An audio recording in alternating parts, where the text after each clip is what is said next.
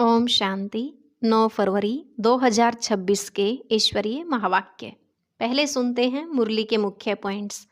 बाबा ने कहा, यह पढ़ाई बहुत ऊंची है, इसमें बुद्धि सोने का बर्तन चाहिए। तुम बाप को याद करने से सोने का बर्तन बनते हो, याद भूलने से फिर लोहे का बर्तन बन जाते हो। जितना याद करेंगे उतना पवित्रता की लाइट आती जाएगी, खाद निकलती जाएगी। फिर बाबा ने कहा, तुम्हें घर बार नहीं छोड़ना है, भले ग्रस्त व्यवहार में रहो, बच्चों आदि की भी संभाल करो, परंतु इस अंतिम जन्म में पवित्र बनो। सिर्फ एक जन्म पवित्र रहो तो बहुत कमाई हो जाएगी। बाप के बने हो तो उनकी मत पर चलना चाहिए ना। श्रीमत से ही तुम श्रेष्ठ बनेंगे। लास्ट में बाबा ने कहा, विनाश के पहले जितना हो सके एक बाप को याद करो। दूसरा, सृष्टि चक्र को भी याद करो तो 21 जन्मों के लिए चक्रवर्ती राजा बन जाएंगे। जो सर्विस कर औरों को आप समान बनाएंगे वह ऊंच पद पाएंगे, डबल सिरताज बनेंगे। अब सुनते हैं महावाक्यों को विस्तार से। बाबा ने कहा, मीठे बच्चे, गरीब निवाज बाबा तुम्हें कोड़ी से हीरे जैसा बनाने आए हैं, तो तुम सदा उनकी श्रीमत पर चलो। प्रश्न, पहले पहले तुम्हें सभी को कौन सा एक गुह्य राज समझाना चाहिए? उत्तर, बाप दादा का। तुम जानते हो, यहाँ हम बाप दादा के पास आए हैं। यह दोनों इकट्ठे हैं। शिव की आत्मा भी इसमें है, ब्रह्मा की आत्मा भी है। एक आत्मा है, दूसरा परमात्मा। तो पहले पहले यह गुह्य राज सबको समझाओ कि यह बाप दादा इकट्ठे हैं। यह दादा भगवान नहीं है। मनुष्य भगवान होता नहीं। भगवान कहा जाता है निराकार को। वह बाप है शांति धाम में रहने वाला। गीत, आखिर वह दिन आया आज। ओम शांति। बाप दादा द्वारा अर्थात शिव बाबा ब्रह्मा दादा द्वारा समझाते हैं। यह पक्का कर लो, लौकिक संबंध में बाप अलग दादा अलग होता है। बाप से दादा का वर्षा मिलता है, कहते हैं दादे का वर्षा लेते हैं। वह है गरीब निवाज। गरीब निवाज उनको कहा जाता है जो आकर गरीब को सिरताज बनाए। तो पहले पहले पक्का निश्चय होना चाहिए कि यह कौन है। देखने में तो साकार मनुष्य है, इनको यह सब ब्रह्मा कहते हैं। तुम सब ब्रह्मा कुमार कुमारियां हो। जानते हो, हमको वर्षा शिव बाबा से मिलता है, जो सबका बाप आया है वर्षा देने के लिए। बाप वर्षा देते हैं सुख का, फिर आधा कल्प बाद रावण दुख का श्राप देते हैं। भक्ति मार्ग में भगवान को ढूंढने लिए धक्का खाते हैं, मिलता किसको भी नहीं है। भारतवासी गाते हैं, तुम मात पिता हम बालक तेरे। फिर कहते हैं, आप जब आएंगे तो हमारा एक ही आप होंगे, दूसरा ना कोई, और कोई साथ हम ममत्व नहीं रखेंगे। हमारा तो एक शिव बाबा। तुम जानते हो, यह बाप है गरीब निवाज। गरीब को साहूकार बनाने वाला, कौड़ी को हीरे तुल्य बनाते हैं।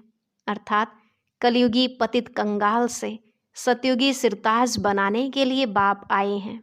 तुम बच्चे जानते हो, यहाँ हम बाप दादा के पास आए हैं। यह दोनों इकट्ठे हैं। शिव की आत्मा भी इसमें है, ब्रह्मा की आत्मा भी है। दो हुई ना, एक आत्मा है, दूसरा परमात्मा। तुम सभी हो आत्माएं। गाया जाता है, आत्माएं परमात्मा अलग रहे बहुकाल। पहले नंबर में मिलने वाली हो तुम आत्माएं, अर्थात जो आत्माएं हैं वह परमात्मा बाप से मिलती हैं, जिसके लिए ही पुकारते हैं, ओ गॉड फादर। तुम उनके बच्चे ठहरे। फादर से जरूर वर्षा मिलता है। बाप कहते हैं, भारत जो सिरताज था वह अभी कितना कंगाल बना है। अभी मैं फिर तुम बच्चों को सिरताज बनाने आया हूँ। तुम डबल सिरताज बनते हो। एक ताज होता है पवित्रता का, उसमें लाइट देते हो। दूसरा है रत्न जड़ित ताज। तो पहले पहले यह गुह्य राज सबको समझाना है कि यह बाप दादा इकट्ठे हैं। यह भगवान नहीं है। मनुष्य भगवान होता नहीं। भगवान कहा जाता है निराकार को। वह बाप है शांति धाम में रहने वाला, जहाँ तुम सभी आत्माएं रहती हो, जिसको निर्वाण धाम अथवा वानप्रस्थ कहा जाता है। फिर तुम आत्माओं को शरीर धारण कर यहाँ पार्ट बजाना होता है। आधा कल्प सुख का पार्ट, आधा कल्प है दुख का। जब दुख का अंत होता है तब बाप कहते हैं मैं आता हूँ, यह ड्रामा बना हुआ है। तुम बच्चे यहाँ आते हो भट्ठी में, यहाँ और कुछ बाहर का याद नहीं आना चाहिए। यहाँ है ही माता पिता और बच्चे, और यहाँ शूद्र संप्रदाय है नहीं। जो ब्राह्मण नहीं है उनको शूद्र कहा जाता है। उनका संग तो यहाँ है ही नहीं, यहाँ है ही ब्राह्मणों का संग। ब्राह्मण बच्चे जानते हैं कि शिव बाबा ब्रह्मा द्वारा हमको नर्क से स्वर्ग की राजधानी का मालिक बनाने आए हैं। अब हम मालिक नहीं हैं क्योंकि हम पतित हैं।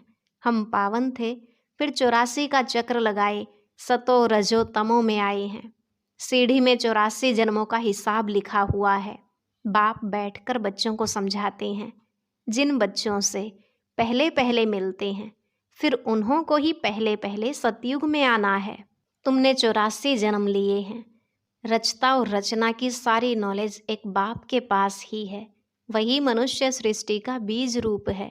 जरूर बीज में ही नॉलेज होगी कि इस झाड़ की कैसे उत्पत्ति, पालना और विनाश होता है। यह तो बाप ही समझाते हैं। तुम अब जानते हो हम भारतवासी गरीब हैं। जब देवी देवता थे तो कितने साहूकार थे, हीरों से खेलते थे, हीरों के महलों में रहते थे। अब बाप स्मृति दिलाते हैं कि तुम कैसे 84 जन्म लेते हो। बुलाते भी हैं, हे पतित पावन गरीब निवास बाबा आओ, हम गरीबों को स्वर्ग का मालिक फिर से बनाओ। स्वर्ग में सुख घनेरे थे, अब दुख घनेरे हैं। बच्चे जानते हैं इस समय सब पूरे पतित बन पड़े हैं। अभी कलयुग का अंत है, फिर सतयुग चाहिए। पहले भारत में एक आदि सनातन देवी देवता धर्म था, अब वह प्रायलोप हो गया है और सब अपने को हिंदू कहलाते हैं। इस समय क्रिश्चियन बहुत हो गए हैं क्योंकि हिंदू धर्म वाले बहुत कन्वर्ट हो गए हैं। तुम देवी देवताओं का असुल कर्म श्रेष्ठ था, तुम पवित्र प्रवृत्ति मार्ग वाले थे। अब रावण राज्य में तुम पतित प्रवृत्ति मार्ग वाले बन गए हो, इसलिए दुखी हो। सतयुग को कहा जाता है शिवालय, शिव बाबा का स्थापन किया हुआ स्वर्ग। बाप कहते हैं मैं आकर तुम बच्चों को शूद्र से ब्राह्मण बनाए, तुमको सूर्यवंशी चंद्रवंशी राजधानी का वर्षा देता हूँ।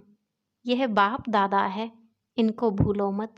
शिव बाबा ब्रह्मा द्वारा हमको स्वर्ग का लायक बना रहे हैं, क्योंकि पतित आत्मा तो मुक्तिधाम में जा न सके जब तक पावन न बने। अभी बाप कहते हैं मैं आकर तुमको पावन बनने का रास्ता बताता हूँ। मैं तुमको पदमपति स्वर्ग का मालिक बनाकर गया था। बरोबर तुमको स्मृति आई है कि हम स्वर्ग के मालिक थे। उस समय हम बहुत थोड़े थे, अभी तो कितने ढेर मनुष्य हैं। सतयुग में 9 लाख होते हैं। तो बाप कहते हैं मैं आकर ब्रह्मा द्वारा स्वर्ग की स्थापना, शंकर द्वारा विनाश करा देता हूँ। तैयारी सब कर रहे हैं कल्प पहले मुआफिक। कितने बॉम्ब्स बनाते हैं। 5000 वर्ष पहले भी यह महाभारत लड़ाई लगी थी। भगवान ने आकर राजयोग सिखाए, मनुष्य को नर से नारायण बनाया था। तो जरूर कलयुगी पुरानी दुनिया का विनाश होना चाहिए। सारे भंभोर को आग लगेगी, नहीं तो विनाश कैसे हो। आजकल बॉम्ब्स में आग भी भरते हैं। मूसलाधार बरसात, अर्थक्वेक्स आदि सब होंगी, तब तो विनाश होगा। पुरानी दुनिया का विनाश, नई दुनिया की स्थापना होती है। यह है संगम युग। रावण राज्य मुर्दाबाद हो, राम राज्य जिंदाबाद होता है। नई दुनिया में श्री कृष्ण का राज्य था। लक्ष्मी नारायण के बदले श्री कृष्ण का नाम ले लेते हैं, क्योंकि श्री कृष्ण है सुंदर, सबसे प्यारा बच्चा। मनुष्यों को तो पता नहीं है ना। श्री कृष्ण अलग राजधानी का, राधे अलग राजधानी की थी। भारत सिरताज था, अभी कंगाल है। फिर बाप आकर सिरताज बनाते हैं। अब बाप कहते हैं पवित्र बनो और मामेकम याद करो तो तुम सतोप्रधान बन जाएंगे। फिर जो सर्विस कर आप समान बनाएंगे वह ऊंच पद पाएंगे, डबल सिरताज बनेंगे। सतयुग में राजा रानी और प्रजा सब पवित्र रहते हैं। अभी तो है ही प्रजा का राज्य, दोनों ताज नहीं हैं। बाप कहते हैं, जब ऐसी हालत होती है तब मैं आता हूँ। अभी मैं तुम बच्चों को राजयोग सिखा रहा हूँ। मैं ही पतित पावन हूँ। अब तुम मुझे याद करो तो तुम्हारी आत्मा से खाद निकल जाए, फिर सतो प्रधान बन जाएंगे। अभी शाम से सुंदर बनना है। सोने में खाद पड़ने से काला हो जाता है, तो अब खाद को निकालना है। बेहद का बाप कहते हैं, तुम काम चिता पर बैठ काले बन गए हो। अब ज्ञान चिता पर बैठो और सबसे ममत्व मिटा दो। तुम आशिक हो मुझे एक माशूक के। भक्त सब भगवान को याद करते हैं। सतयुग त्रेता में भक्ति होती नहीं, वहां तो है ज्ञान की प्रालब्ध। बाप आकर ज्ञान से रात को दिन बनाते हैं। ऐसे नहीं कि शास्त्र पढ़ने से दिन हो जाएगा। वह है भक्ति की सामग्री। ज्ञान सागर पतित पावन एक ही बाप है। वह आकर सृष्टि चक्र का ज्ञान बच्चों को समझाते हैं और योग सिखाते हैं। ईश्वर के साथ योग लगाने वाले योग योगेश्वर और फिर बनते हैं राज राजेश्वर, राज राजेश्वरी। तुम ईश्वर द्वारा राजाओं का राजा बनते हो। जो पावन राजाएं थे फिर वही पतित बनते हैं। आप ही पूज्य फिर आप ही पुजारी बन जाते हैं। अब जितना हो सके याद की यात्रा में रहना है। जैसे आशिक माशूक को याद करते हैं ना, जैसे कन्या की सगाई होने से फिर एक दो को याद करते रहते हैं। अभी यह जो माशूक है उनके तो बहुत आशिक हैं भक्ति मार्ग में। सब दुख में बाप को याद करते हैं, हे भगवान दुख हरो सुख दो। यहाँ तो न शांति है न सुख है, सतयुग में दोनों हैं। अभी तुम जानते हो हम आत्माएं कैसे 84 का पार्ट बजाते हैं। ब्राह्मण देवता क्षत्रिय वैश्य शूद्र बनते हैं। 84 की सीढ़ी बुद्धि में है ना। अब जितना हो सके बाप को याद करना है तो पाप कट जाएं। कर्म करते हुए भी बुद्धि में बाप की याद रहे। बाबा से हम स्वर्ग का वर्षा ले रहे हैं। बाप और वर्षे को याद करना है। याद से ही पाप कटते जाएंगे। जितना याद करेंगे तो पवित्रता की लाइट आती जाएगी, खाद निकलती जाएगी। बच्चों को जितना हो सके टाइम निकाल याद का उपाय करना है। सवेरे सवेरे टाइम अच्छा मिलता है, यह पुरुषार्थ करना है। भलग्रस्त व्यवहार में रहो, बच्चों की संभाल आदि करो, परंतु यह अंतिम जन्म पवित्र बनो। काम चिता पर नहीं चढ़ो। अभी तुम ज्ञान चिता पर बैठे हो। यह पढ़ाई बहुत ऊंची है, इसमें सोने का बर्तन चाहिए। तुम बाप को याद करने से सोने का बर्तन बनते हो। याद भूलने से फिर लोहे का बर्तन बन जाते हो। बाप को याद करने से स्वर्ग के मालिक बनेंगे। यह तो बहुत सहज है, इसमें पवित्रता मुख्य है। याद से ही पवित्र बनेंगे और सृष्टि चक्र को याद करने से स्वर्ग का मालिक बनेंगे। तुम्हें घर बार नहीं छोड़ना है, ग्रस्त व्यवहार में भी रहना है। बाप कहते हैं 63 जन्म तुम पतित दुनिया में रहे हो। अब शिवालय अमरलोक में चलने के लिए तुम यह एक जन्म पवित्र रहे तो क्या हुआ, बहुत कमाई हो जाएगी। 5 विकारों पर जीत पानी है, तब ही जगत जीत बनेंगे, नहीं तो पद पा नहीं सकेंगे। बाप कहते हैं मरना तो सबको है, यह अंतिम जन्म है। फिर तुम जाए नई दुनिया में राज्य करेंगे। हीरे जवाहरातों की खानियां भरपूर हो जाएंगी। वहां तुम हीरे जवाहरातों से खेलते रहेंगे। तो ऐसे बाप के बनकर उनकी मत पर भी चलना चाहिए ना। श्रीमत से ही तुम श्रेष्ठ बनेंगे, रावण की मत से तुम भ्रष्टाचारी बनते हो। अब बाप के श्रीमत पर चल, तमो प्रधान से सतो प्रधान बनना है। बाप को याद करना है, और कोई तकलीफ बाप नहीं देते हैं। भक्ति मार्ग में तो तुमने बहुत धक्के खाए हैं। अब सिर्फ बाप को याद करो और सृष्टि चक्र को याद करो। स्वदर्शन चक्रधारी बनो तो तुम 21 जन्मों के लिए चक्रवर्ती राजा बन जाएंगे। अनेक बार तुमने राज्य लिया है और गवाया है। आधा कल्प है सुख, आधा कल्प है दुख। बाप कहते हैं मैं कल्प कल्प संगम पर आता हूँ, तुमको सुख धाम का मालिक बनाता हूँ। अभी तुमको स्मृति आई है हम कैसे चक्र लगाते हैं। यह चक्र बुद्धि में रखना है। बाप है ज्ञान का सागर। तुम यहाँ बेहद के बाप के सामने बैठे हो। ऊंचते ऊंच भगवान प्रजापिता ब्रह्मा द्वारा तुमको वर्षा देते हैं।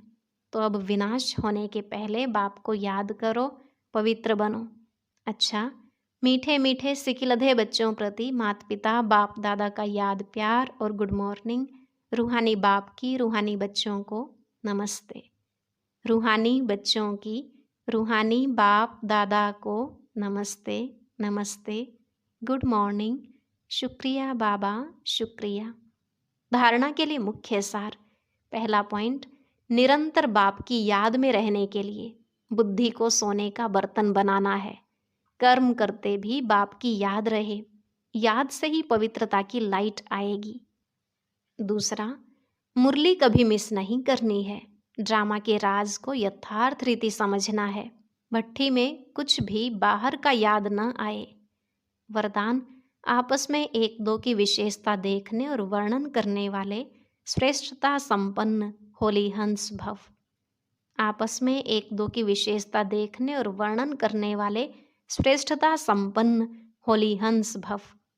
बाबा ने कहा, संगम युग पर हर बच्चे को नॉलेज द्वारा कोई न कोई विशेष गुण अवश्य प्राप्त है। इसलिए होली हंस बन हर एक की विशेषता को देखो और वर्णन करो। जिस समय किसी की कमजोरी देखते या सुनते हो तो समझना चाहिए कि यह कमजोरी इनकी नहीं, मेरी है, क्योंकि हम सब एक ही बाप के, एक ही परिवार के, एक ही माला के मणके हैं। जैसे अपनी कमजोरी को प्रसिद्ध नहीं करना चाहते, ऐसे दूसरे की कमजोरी का भी वर्णन नहीं करो। होली हंस माना विशेषताओं को ग्रहण करना और कमजोरियों को मिटाना। स्लोगन, समय को बचाने वाले तीव्र पुरुषार्थी ही सदा विजयी हैं। समय को बचाने वाले तीव्र पुरुषार्थी ही सदा विजयी हैं। अव्यक्त इशारे, एकता और विश्वास की विशेषता द्वारा सफलता संपन्न बनो। जैसे मणकों की विशेषता होती है, एक जैसे मणके माला के एक ही धागे में पिरोए जाते हैं, ऐसे आप सभी वैजंती माला के मणके भी जब एक मत, एक की ही लगन में एक रस स्थिति वाले एक दिखाई देंगे, तभी माला में पिरोए जाएंगे। अगर आपस में दो मतें होती हैं तो वह दूसरी अर्थात 16,000 की माला के दाने बन जाते हैं। ओम शांति। अब सुनते हैं आज का अव्यक्त ज्ञान मोती।